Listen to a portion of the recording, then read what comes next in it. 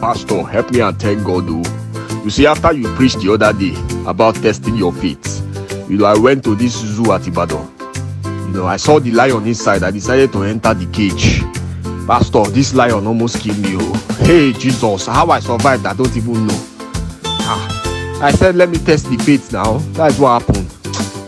Oh, Pastor. He said what? He went to Wizzy. Hey!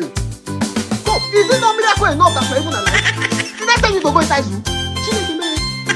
What I preached about was faith, and then I gave you Daniel in the Bible as a sample. Who told you to go and replicate it? Okay, now you wanted to test your faith. You didn't even start small, maybe with small local dog. Then you graduate to German Shepherd before you get to Bulldog. You went there to lion, Malak Karabo Sotoro.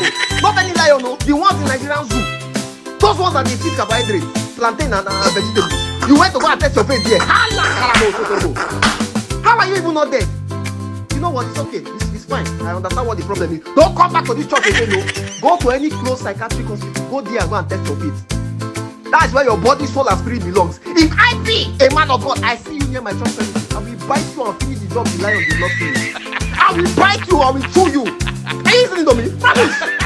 You want to put me inside trouble so that when you die now, they will say, oh, it's pastor that said you should go and test his faith. You serious?